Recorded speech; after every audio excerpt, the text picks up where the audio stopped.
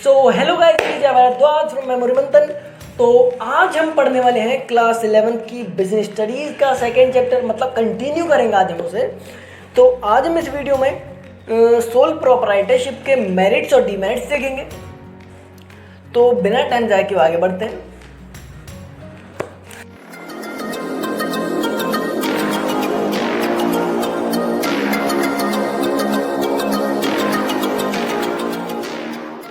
तो शुरू करने से पहले हम बता दें आपको कि हमने इसके पिछले टॉपिक्स हमने कवर कर रखे हैं। हमारी वीडियोस आप देख सकते हैं आई बटन पर क्लिक कर कर। तो अब शुरू करते हैं। तो हम मेरिट्स देखते हैं कि सोल प्रोप्राइटरशिप बिजनेस में एंटर करने के क्या फ़ायदे हैं, वो सभी। तो हम फर्स्ट मेरिट देखते हैं, क्विक डिसीजन। तो कोई भी अगर हमारा सोल प्रोप्राइटरशिप वाला बिजनेस होता है तो उसमें डिसीजंस बहुत तेज़ी से लिए जाते हैं, जिसमें कि क्या होता है कि एक सिंगल इंसान ही होता है जो उसका मेन हेड होता है, जो उसे ऑपरेट करता है, जो उसे मैनेज करता है। मतलब ओनर ही उसे मैनेज करता है, ओनर ही उसे ऑपरेट करता है। तो जिससे कि डिसीज़न मेकिंग में ज़्यादा लोगों का हाथ नहीं होता है और वो सिंगल पर्सन ही उसे जैसे इंफॉर्मेशन मिलती है कि इस काम को करने से आप हमारा बिजनेस ग्रो करेगा या कुछ भी उसमें फ़ायदा होगा, तो वो तुरंत उसे इम्प्लीमेंट कर देता है। तो हम अपने नेक्स्ट पॉइंट की तरफ चलते हैं, सीक्रेसी। कि जैसा कि एक उसमें एक ही बिजनेसमैन होता है, मतलब एक ही उसका इंडिविजुअल होता है जो उसे ऑपरेट करता है, जो उसे मैनेज करता है। तो बिजनेस प्लान्स जो होते हैं, मतलब उसके फ्यूचर के प्लान्स, वो भी वो सिंगल इंसान ही बनाएगा। और उसमें जो भी आगे की हमारी फ्यूचर स्ट्रेटजीज होती हैं वो सभी भी वो सिंगल इंसान ही बनाता है। तो जिससे क्या होता है कि उसके सीक्रेसी को कुछ ज़्यादा नुकसान नहीं पहुंचता और वो मार्केट में बात पहुंचती नहीं है उसके प्लान्स के बारे में। मतलब उसके कॉम्पिटिटर्स तक उसकी इन्फॉर्मेशन नहीं पहुंच पाती है, उसके प्लान्स की इन्फॉर्मेशन नहीं पहुंच पाती है, जिससे कि उसकी सीक्रेसी बहुत अच्छे से मेंटेन रहती है और यही सब।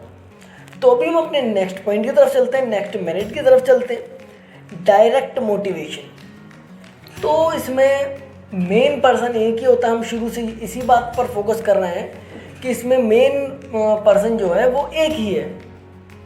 तो अगर वो मोटिवेटेड है तो पूरा बिजनेस मोटिवेटेड है, उसके सभी एम्प्लॉयज़ मोटिवेटेड है।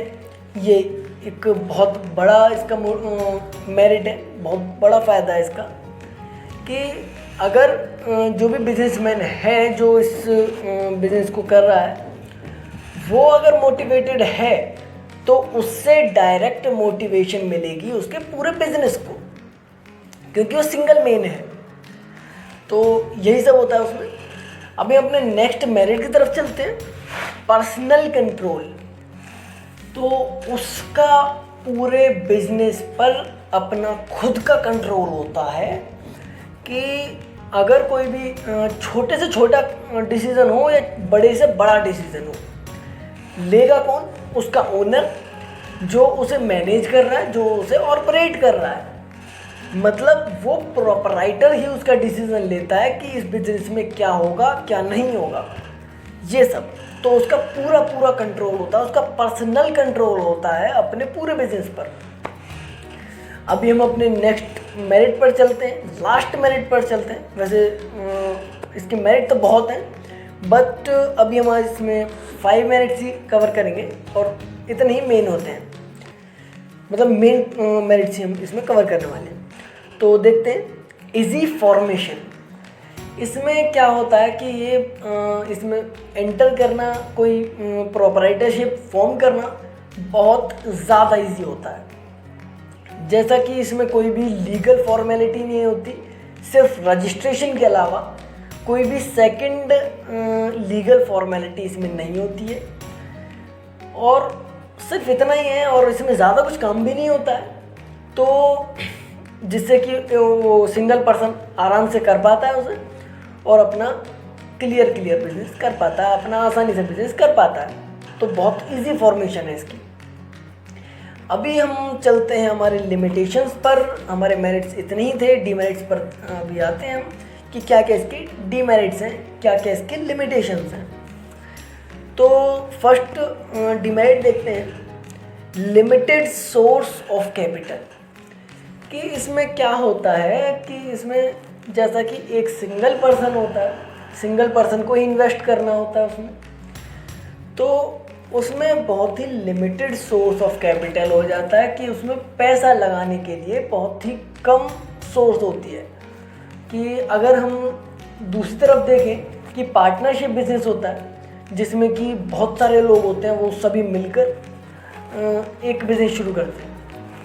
तो उसमें जितने मेंबर्स होंगे, एग्जांपल के तौर पर हम देखें, अगर किसी पार्टनरशिप बिजनेस में 10 मेंबर्स हैं, 10 पार्टनर्स हैं, तो उसमें 10 ही सोर्स होंगे, मतलब 10 से ज़्यादा भी होंगे। खैर एक इंसान के अगर 2-3 सोर्स हों कैपिटल के, इनकम के, तो वो वहाँ पर बहुत अच्छे से वो कर पाएंगे, इन्वेस्ट कर पाएंगे और कैपिटल उनके पास बहुत ज़्यादा होगी।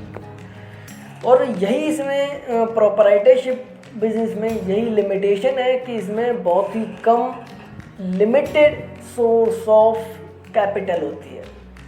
कि एक जो बिजनेसमैन है वो अकेला, एक कहावत है, अकेला चना क्या भाड़ फोड़ेगा, तो वही बात है इसमें कि अकेला जो बिजनेसमैन होता है वो खुद अकेला ज़्यादा इन्वेस्टमेंट नहीं कर पाता उसमें।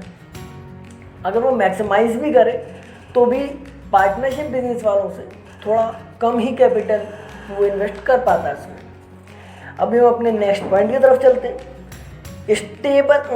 Unstable existence.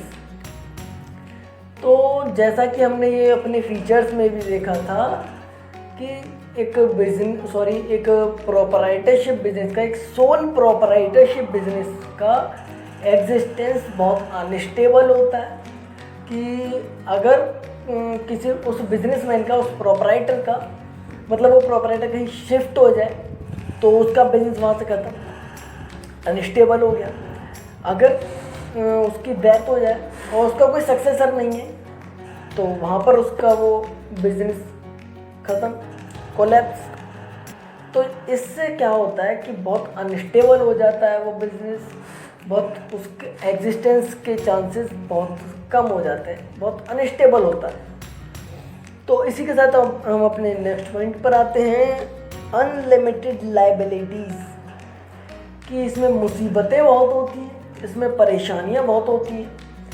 कि हमने इसे उसमें भी देखा था, अब हमारे फीचर्स में भी देखा था कि हम अगर कोई भी प्रोपराइटर है, वो उस बिज़नेस को स्टार्ट करने के लिए अगर 10 लाख का इन्वेस्टमेंट करता है और वो लोन लेता है 10 लाख का, तो अगर वो 10 लाख, अगर 5 लाख का या उससे, मतलब 10 लाख से कम का अगर वो रिटर्न दे रहा हो, मतलब हमने एक सपोज कीजिए किसी प्रोपराइटर ने एक परचूनी की दुकान खोली, मतलब किराने की दुकान खोली, और उसमें उसने 10 लाख का इन्वेस्टमेंट किया।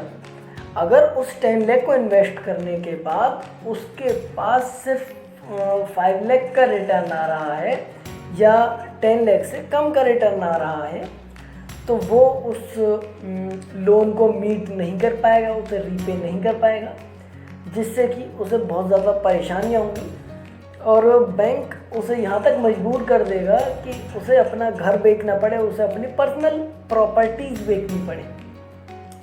इतनी ज़्यादा इसमें लायबिलिटीज़ होती हैं और बहुत इसमें हार्ड होता है, ये कह सकते हैं हम, इससे इन लायबिलिटीज़ को फेस करना। तो अभी हम इसके साथ पहले हम ये देखते हैं कि इन लायबिलिटीज़ को फेस करना हार्ड होता है, बट इस बिजनेस में एंटर करना हार्ड नहीं है। हम अगर डीमेरिट और मेरिट में कनेक्शन देखें, इजी फॉर्मेशन था हमारा एक मेरिट, तो अगर आप उससे कंफ्यूज होते हैं तो इसमें एंटर करना हार्ड नहीं है, इसकी कोई भी लीगल फॉर्मेलिटीज़ इतनी हार्ड नहीं होती हैं, इसमें कोई भी ऐसी ज़्यादा कुछ हार्ड वर्क नहीं होता है, बट इतना ही होता है इसमें ज़्यादा लायबिलिटीज़ होती हैं, बहुत मुश्किलें होती हैं इसे रन करने में। तो अभी हम अपने नेक्स्ट पॉइंट पर आते हैं, ये लास्ट पॉइंट होने वाला है, अनबैलेंस्ड मैनेजमेंट।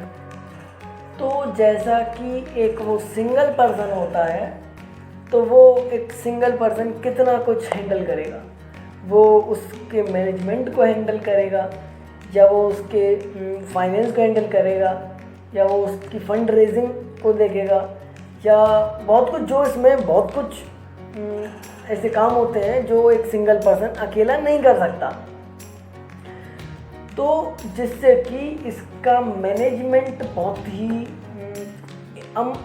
इनबैलेंस्ड हो जाता है, अनबैलेंस्ड हो जाता है। वो उसका मैनेजमेंट बहुत हिला डुला होता है। परफेक्टली मैनेज्ड ये बिजनेसेस नहीं होते हैं कि अगर वो फंड रेजिंग की तरफ भागेगा तो उसका मैनेजमेंट हिलेगा, मतलब कि मैनेजमेंट सही से नहीं हो पाएगा। अगर वो फाइनेंस की तरफ भागेगा तो फंड रेजिंग सही से नहीं हो पाएगी, और यही सब उसमें दिक्कतें आती हैं। तो आज की फ़िलहाल ये वीडियो यही समाप्त होती है। अगर आपको ये वीडियो अच्छी लगी हो, यूज़फुल लगी हो, इन्फॉर्मेटिव लगी हो, तो इसे लाइक कीजिए, शेयर कीजिए और सब्सक्राइब करना बिल्कुल ना भूलिए मेमोरी मंथन को। और सब्सक्राइब करने के बाद बेल आइकन ज़रूर दबाएं, जिससे कि हमारी सारी अपडेट्स आपको सबसे पहले मिलें। अगर आपको अभी भी कोई डाउट है या आपको कोई सजेशन देना है तो प्लीज़ कमेंट में ज़रूर लिखें। और आज की इस वीडियो में इतना ही, तो थैंक्स फॉर वॉचिंग। जय हिंद।